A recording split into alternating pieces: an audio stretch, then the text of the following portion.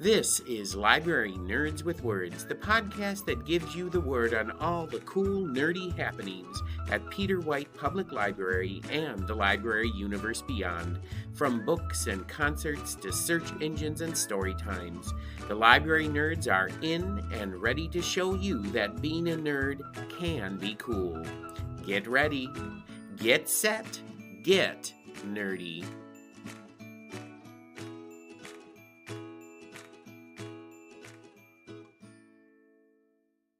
Welcome back to Library Nerds with Words, the podcast that gives you the word on all the cool things going on at Peter White Public Library and the library universe beyond, straight from the people who know it best, library nerds. My name is Marty Ackett, and I'm the Adult Programming Coordinator for Peter White Public Library. Joining me in the Museum of Natural Nerd History today is one of the newest additions to the nerd family here at PWPL, Bella Markham, who is the new local history coordinator. Welcome to the podcast, Bella. Thank you very much. The rumors are true. The rumors are true, yes. And, you know, I'm always happy to be able to sit down with a fellow library nerd. Now, Bella, you have been at PWPL for a little while now, working at the reference desk and the local history room. I'm sure you will agree that you never really know what you're going to encounter when you're working here at PWPL, from people wanting passports to people trying to find information about family genealogy. Historically, the reference desk is the place PWPL patrons go to find answers. And yes, everybody, that is a clue as to what Bella and I will be talking about in a little while. However, before we find out what is on your mind today, Bella, we have to do one thing. We have to play a round of a little game named Word on the Nerd. I'm going to ask you 3 library nerd questions, and you have to answer them for the listeners. So, Bella, are you ready to play Word on the Nerd? Bella, this is going to be a game of Would You Rather. I'm going to ask you 3 Would You Rather questions, and you have to truthfully answer them for listeners. And all of the questions today have something to do with history and historical people. So, let's get started. Here's your first question.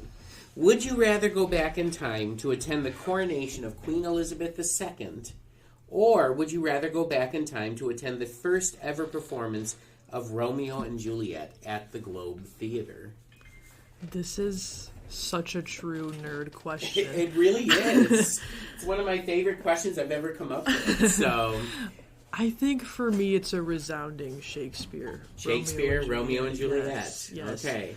I feel like I'm familiar with like the modern interpretations of Shakespeare's work, and I feel like it'd be really crazy to see the raw material. Yeah. I feel like we've had so long to polish everything. I just wonder what it would be like. I think it would be really fascinating to see it. It's just, I mean, because you and I are English majors and everything, so we both know, like, all the stories about the groundlings and this and that at the Globe, but to actually be part of that would be kind of cool.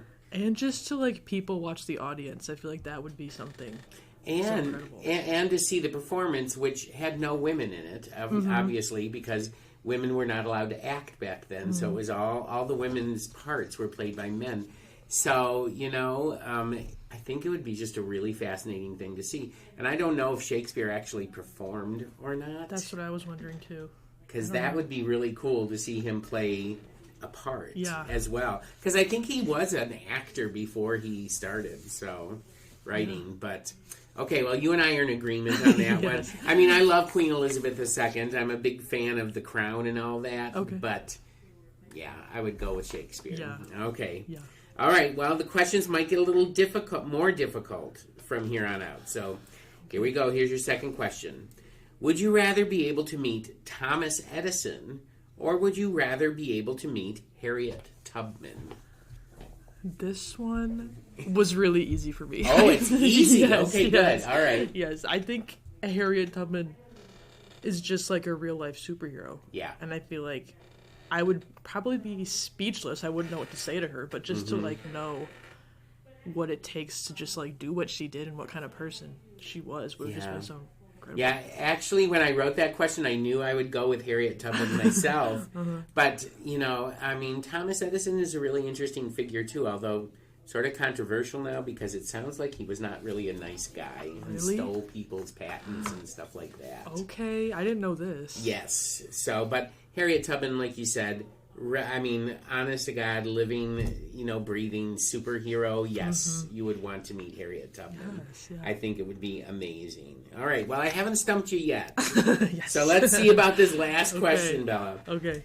This is a hard one, I think. Would you rather drink the historical beverage Gumutra from India, which is cow urine believed to have health benefits? Or would you rather drink a traditional hangover cure dating back to Genghis Khan called the Mongolian Mary, consisting of pickled sheep eyeball in tomato juice? I feel like this question reveals a lot about a person. My gut instinct was like, well, it's probably easier just to drink pee because there's less stuff in it. But then I was like, no. I think the obvious answer for me would be the tomato juice and the pickled cow eyeball. I like kombucha, and are those two things too far removed? I would hope not.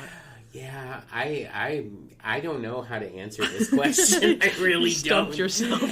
Because honestly, I'm not a big fan of tomato juice. So drinking tomato juice, and I love kombucha, but I don't like the weird kombuchas. That's because they have some really out there kombuchas. Do. Yeah. And I don't know if I could get past the sheep eyeball. Yeah. It's just. Is it like ground or is it just like an olive? It's like an olive sitting in. It's a pickled eye. Okay. But I feel like pee is just waste. It is. What are the waste. Benefits? Yeah. Maybe you could add sugar to it and it'd be a little better. If maybe the cow is a diabetic and, it tastes... It's a very good cow. It's a good tasting sweet urine. Uh-huh. Maybe you could get by with it. But, you'll go with the Mongolian Mary. I'm going to go with the cow urine. Okay. I can't believe I'm saying that, but I'd rather drink cow urine than a sheep eyeball. Okay. To each their own. To each their own. Not that hopefully we will ever be in the position of having to do either of those things. Because that's disgusting. Anyway. All right. Well, there you go. I didn't stump Bella. These were I think that she's sort of the last one. You sort of waited a little bit and thought about it a little bit more. That one I had to really think about who I am as a person, my morals, and what can you put. Yeah. By the way, for the Gamutra in India, it's even better. It's supposed to be more healthy for you if it's a pregnant cow's urine. It's supposed to be even better for you. I don't know how. Okay. But I trust that. Yeah, there you go. I don't know if they still do it or not, but I mean, yeah. So if you're going to go with Gamutra, at least get a pregnant cow's urine because better for you, supposedly. So there you have it. We have come to the end of this historical edition of Word on the Nerd with the new local history coordinator here at PWPL, Bella Markham. And now the time has come to delve into your history a little bit, Bella. And that's another clue as to Bella's topic for today. So why don't you share with us the word? All right, Bella. I know what we're talking about today. We're talking about yourself and your own history. Give us a little background, but also what a local history coordinator does. So, okay. Well, personal background. I am a NMU graduate as of summer of 2024. Wow. So, sound effect clap. Yay! Standing O. I'm standing up and I'm doing an O. I am.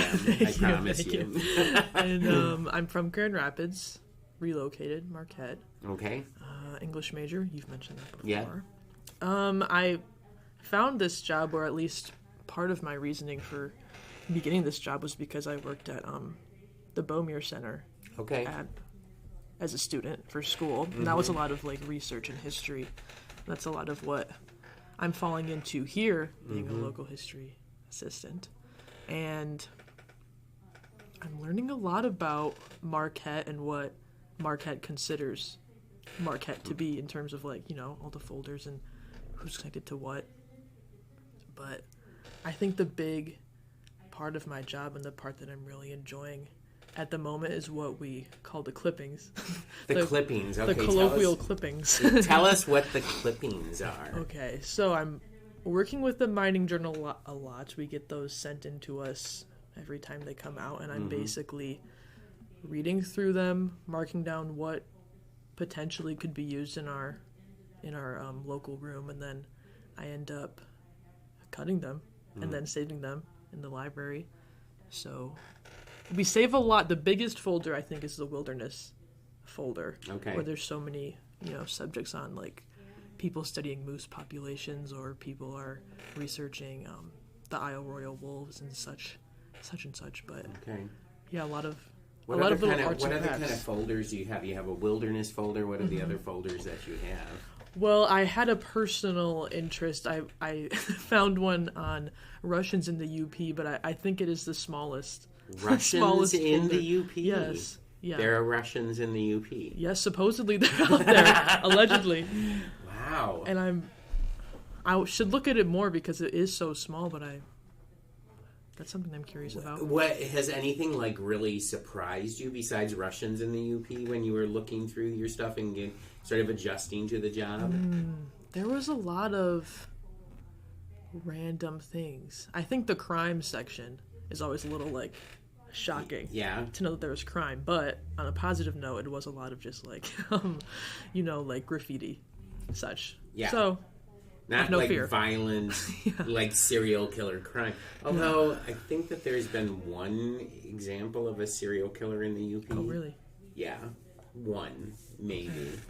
That's a good low number. That is a good low number, and actually, I think it was fairly recent. Really? Yeah.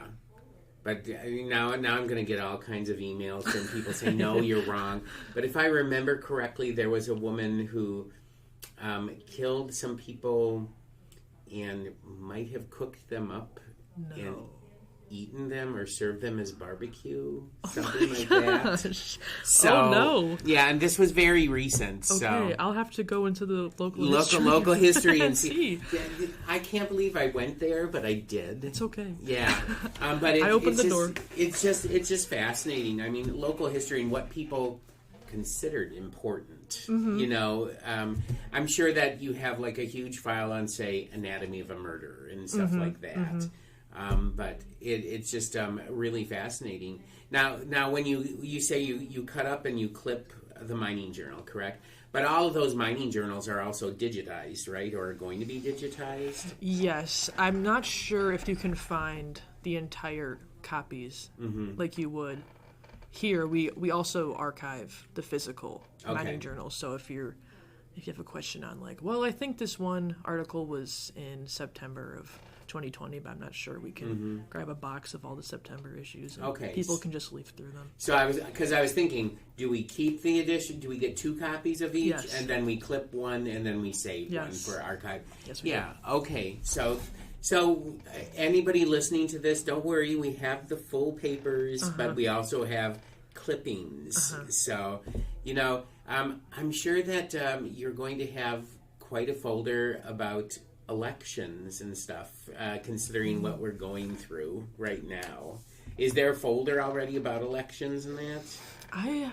I'm not sure if we do national elections, but I know we have like county commissioner, historical things like that. But yeah, I think there's like a recall folder of some past instances. And all right. Stuff like that.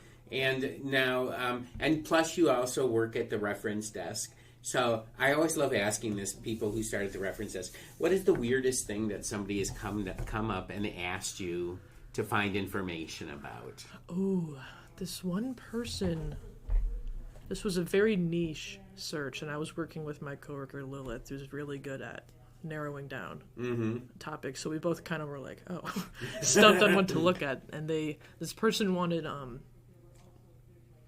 like Victorian Christmas photos, because they're a crafter, and they wanted just photos of like, Victorian Christmas. Not necessarily patterns, but just pictures. Okay. So we were like, do we look up Charles Dickens? Do we look up this and this? But that wasn't really bizarre. How did you go about finding Victorian Christmas pictures? Lilith was pretty much the superhero on this one. I was lost. You were like, what? Victorian Christmas? I don't know. But I think we just pointed her in the direction of like the Christmas crafts and like. Mm-hmm.